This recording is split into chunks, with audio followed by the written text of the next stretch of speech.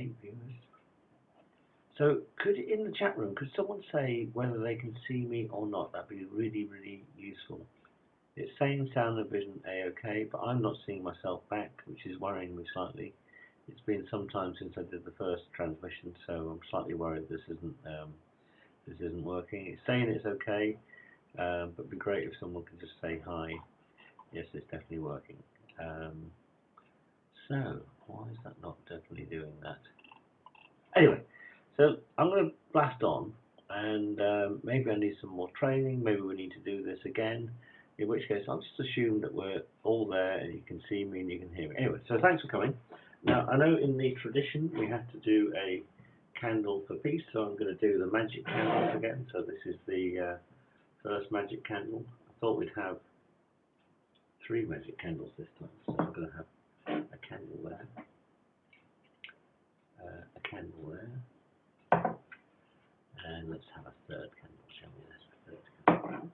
So we've got 3 candles. So what I want to do today is to really amplify the power of what we're going to do. We're going to talk about money magic today. Now, money is the first chapter in my new book, New Magic for New Era. Obviously, in many spiritual circles, people don't talk about money because it's maybe considered to be a bit of a dirty word. But money is very interesting. Spirit likes money. Thinks it's a good idea because it allows us to do stuff we wouldn't be able to do without it. It's just got a bad connotation. But it's also an indicator that you're working well in the physical plane, and the work that you're doing is being rewarded, you're on path, and you've just got enough money coming in. Let me just see if that's not a message from, no, okay. Okay, just hang on. Actually, that wasn't a message from Brother Sean saying it's all going a bit pear-shaped, so there we go. So money's a good thing. It allows us to do things that we wouldn't be able to do without it. Let me explain a bit about the history of money and also the concept behind the book. The book is based on the principle, if you didn't make the last broadcast, that life doesn't have to be tough.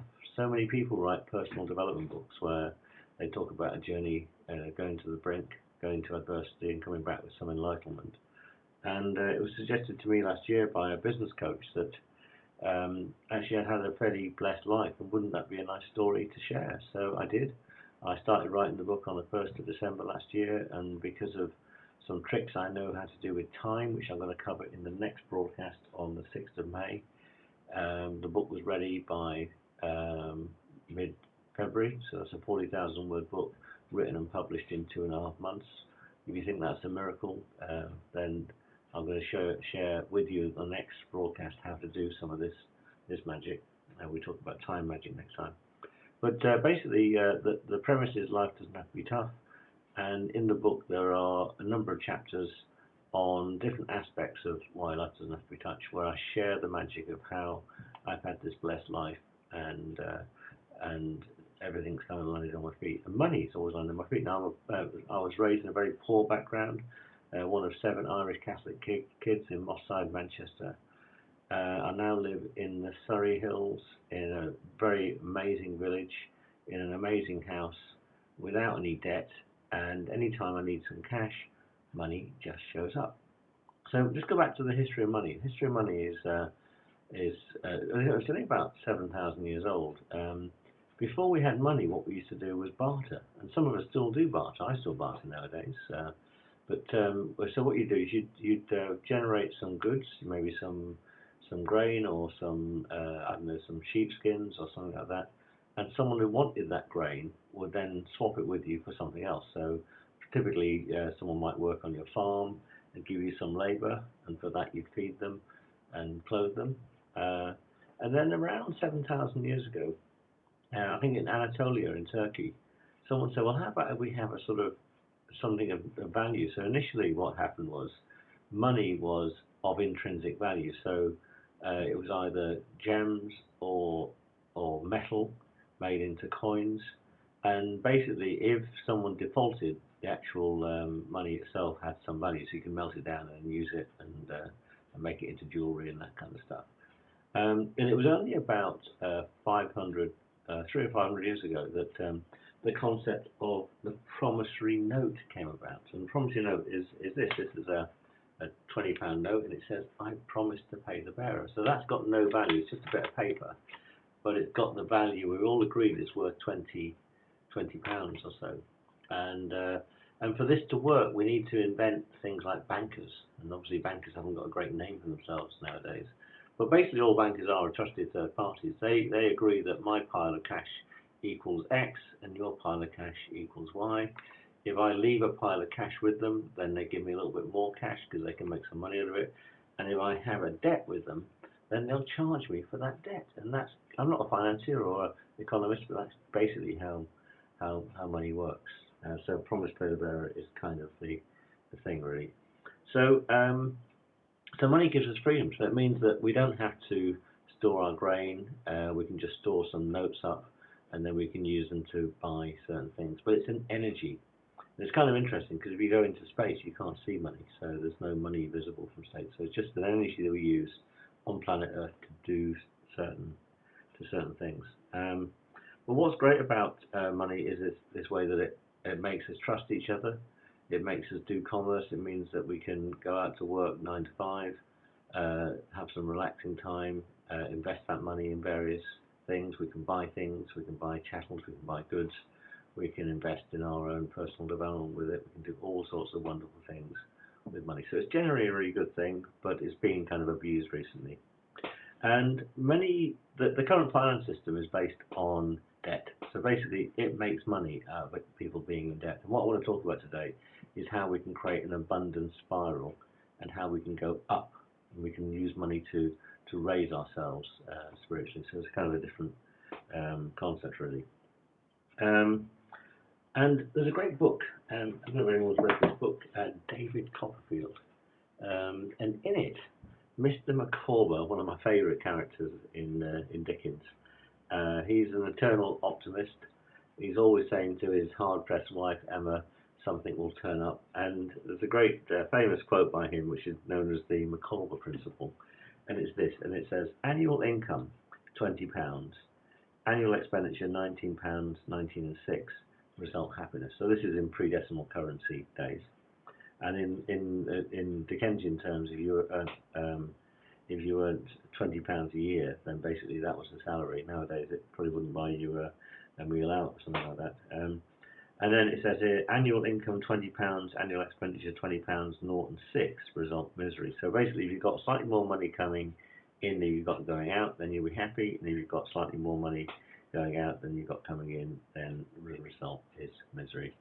So the first step that we can take in actually establishing where we are and actually looking at our energy is just doing an audit. So basically what we need to do is just to think about what we're bringing in, think about what we're coming out, and just be honest really about where we are with our income and expenditure. I'm just going to pop into the chat room because I'm slightly worried I still can't see my video. Nothing's coming up on chat. I might be talking to myself, but hopefully not. Hope this at least records, if nothing else. So anyway, so the first step to take anytime we're looking at our finances is to ascertain how much money is coming in, how much money is going out. And there's some great vehicles nowadays. And I'm not a financier, I'm not an IFA, I'm not an independent financial advisor or a mortgage broker or anything like that. But what you can do is if you have got debt and there's too much, and the debt is the thing that's really burning you, is you can consolidate nowadays. All the companies that deal with debt are interested in getting some money back, and there are ways of consolidating debt and actually and going back to some basic payments without any interest and that sort of stuff. So understanding where you are is really, really important when it comes down to money. And the next step is to think big. And to think of money as not something you need, but something that you require. And if you require money, and you've got a higher purpose for that money, the universe, God, the angels, whatever you want to call it, whatever your creed is or your belief set is, they will provide it for you. And they provide it in the most strange way. It's not often about... not often in you earning the money, but money just turns up out of the blue. You might win a premium bond, you might get a tax rebate, all this sort of stuff. So I've had some really weird and magical things happening in my life, And I've worked with clients that have had money turning up from all sorts of sources just when they need it. And the secret is to have a requirement for it, not a need for it. And that requirement should be big. So, once you've got that requirement and you're thinking big, all you need to do then is to increase your energy. And I'm going to do a little meditation at the end of this transmission to help you increase your energy, because you need to be able to hold on to the money energy. And there's a little program I put together that allows you. It's got a meditation that allows you and shows you how to increase your energy in a very safe and secure way. And I'm going to show you how you can get access to that program for next to nothing at all at the end of this broadcast. And what's important that when you increase your energy is that you moderate your fear. You moderate your fear about losing money. You moderate the fear about too much money coming in, not being able to deal with it. Moderate the fear of greed, and also moderate desire. So you can wish for something too much. If you wish for something too much, something else can turn up. And once you've got your audit done, once you've got your energy increased, what you then do is you increase your promise. Now, I've got a definition of promise. In my book, New Magic for a New Era, I've actually written about what a promise is. Let me just find it for you. So, promise is many, many things. And if you increase each of them, then what happens is your promise increases and the things that promise to you increase. So the promissory notes, i.e. the bank accounts, these things here, they increase too. So a promise is a statement that something will be done or delivered. So it's really important that if you agree you're going to do something with somebody, you do it and deliver it. It's an assurance of what may be expected. So when you deliver something, you say, I'm definitely going to deliver this, and deliver a bit more too. It's an indication of future achievement. So the best things to sell are the things that help other people also deliver and also achieve things they wouldn't be able to do otherwise. It's to undertake an agreed task or deliverable. It's to promise some assistance or a gift. It's to promise something will occur at a certain time. So if you say you're going to deliver something for somebody, make sure you deliver it in time, or if, ideally, just deliver it ahead of time. But the main thing that a promise is to show potential. So it's your promise. And if you increase your promise, then what happens is more promissory notes, more of these things appear for you, right? And the promissory notes are things that people want to pay you for.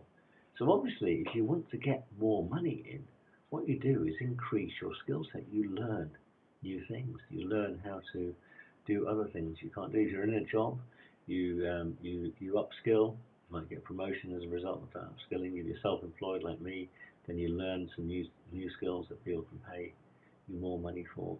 You improve, you evolve, more promissory notes turn up. If you learn the techniques I'm going to show you in the next transmission about time, you can get more things done in less time, and people can pay you more money for it. It's that simple.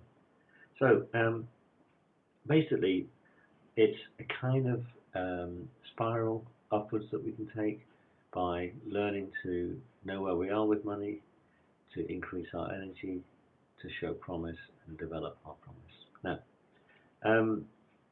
so how do you increase your energy? Well, it's all about making sure that all your chakra centers are completely in balance. So your spinal column, this is the center of our core, the pranic tube, is completely fired up. And if you've got a blockage anywhere, so if you're suffering, let's say, I don't know, lack of self-esteem or lack of self-worth, that will block it. If you're feeling needy, so in the lower chakra centers, that will block it. If you're very verbose and talking about how brilliant you are, that will block it. If you're overthinking, that will block it. And if you're closed to some of these ideas, so if your crown is closed, that will block it too. So the way to increase your energy is to, if I can just take you through this, is to connect your thumb and your middle finger together. This is known as a mudra. And to basically go into a meditative state where you will repeat a mantra. And the mantra that I like people to use is called Mona Oha. That's Monaoha, Mona Oha. And that means in the light language, the language of the angels, that means I trust. It means you trust everything you need is going to turn up at the perfect time. So just with me now, with your fingers connected together, feet flat on the floor.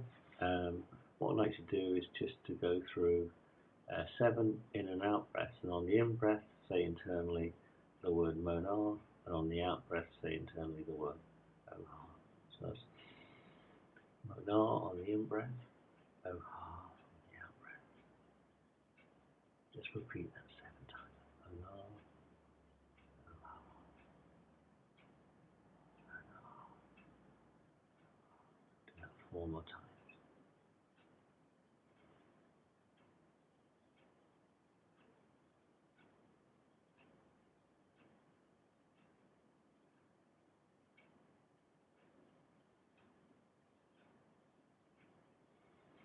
And the last time, really breathe in deeply.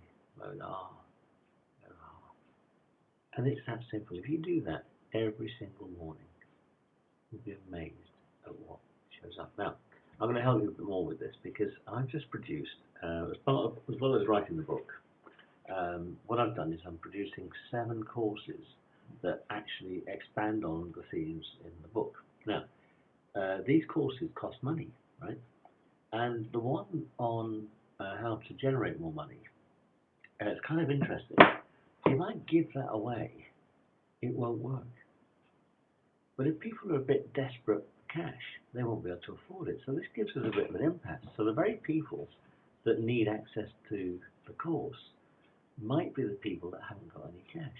Now, I've been very fortunate. I mentioned I grew up in a very poor environment, but I now live in a very comfortable life. Money's just showed up for me. All the riches in the world has showed up. So I'm slightly worried that I'm not broadcasting.